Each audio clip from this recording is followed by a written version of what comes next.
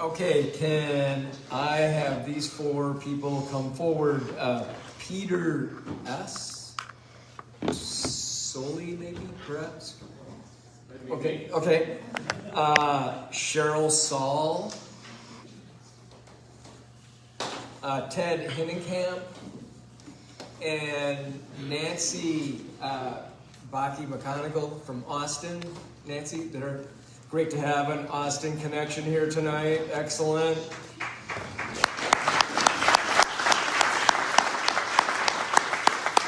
These four people are going to read their question. After that, we're going to hear from Mary Hinnenkamp, who has two further opportunities to go forward. The one common response I hear from people with all of the changes that we're seeing in our government is, what can I do? So we've got two more opportunities for ways that you can get involved. So this is the best part, man. This is open mic. I've been waiting for it, so let's let her rip, everybody. I don't know if I'm going to let her rip, but I don't want to disappoint you. But I have a question for a representative. How can you support our current president, whose method of leadership seems to be all about instilling fear, intimidation, and humiliation? And where is the respect?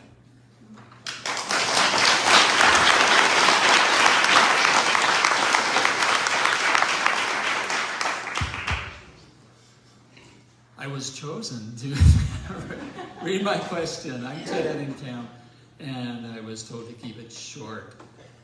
My question is to Finstad. Why don't you speak out against Trump's support for Putin? Why don't you support the democracy of Ukraine?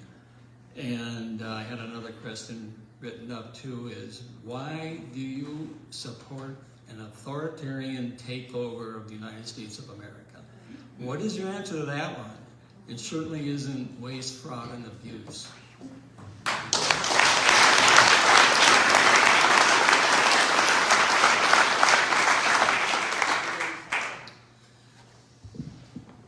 Sir, I'm wondering how you sleep at night.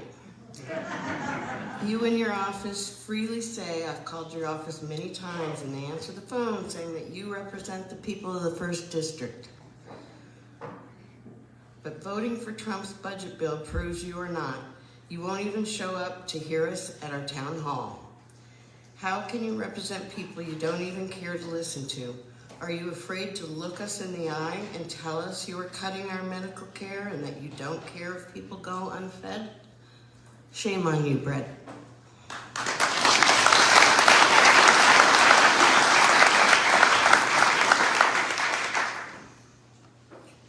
I'll preface my question with a little bit of information first. From the Bloomberg News, Trump on Sunday escalated the trade war to include the entertainment sector for the first time by ordering a 100% tariff on movies produced overseas. This is a concerted effort by other nations and therefore a national security threat. It is, in addition to everything else, messaging and propaganda. The second part is from MTM. You've probably heard about Signalgate by now, the scandal where Trump's Secretary of Defense casually dropped sensitive material, intel, before an attack. He dropped it into a signal chat and even accidentally looped in a reporter. Oh, wasn't that great of him? Now that's not just idiotic, it's criminally neglected. Now Heist made it clear if this were a military officer, they'd be court-martialed. But since it's one of Trump's and mega cronies, they get promoted. That's not leadership, that's Banana Republic. So, Mr. Finstad, now I sent you this question on May 5th. I didn't receive an answer. Big surprise for all of you who have ever tried to contact him. Did you get any answers?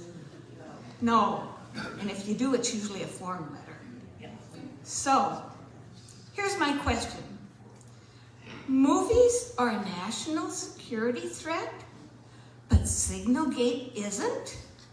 Please explain that to me. I wait for an answer. Thank you.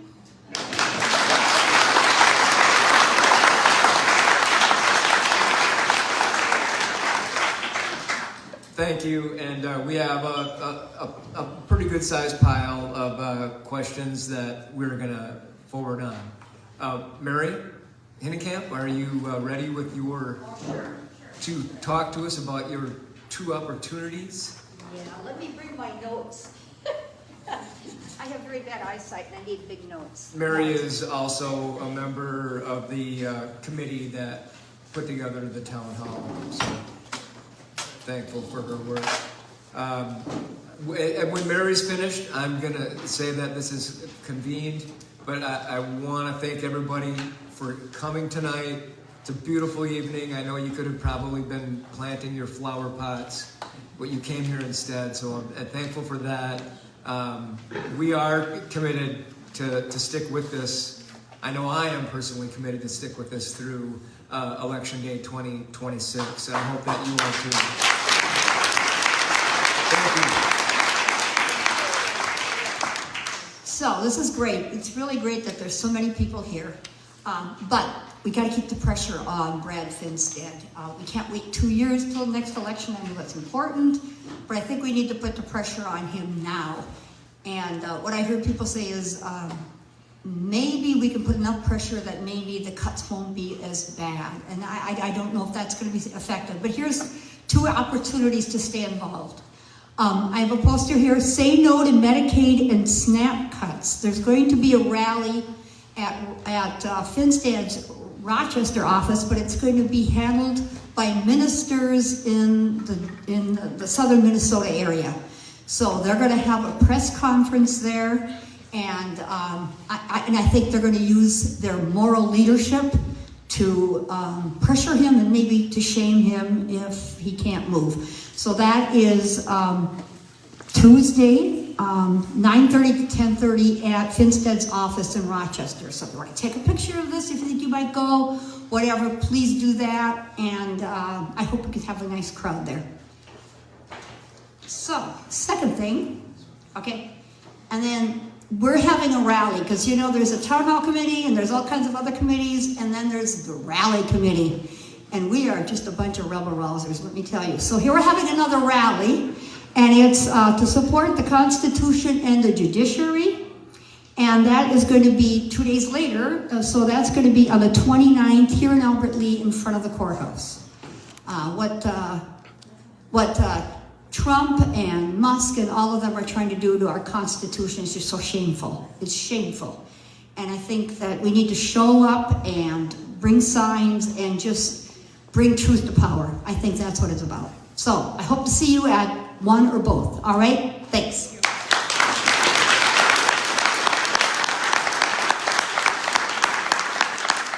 Thank you, everybody. It's 8:05. You are dismissed. Thank you. Thanks, Jerry.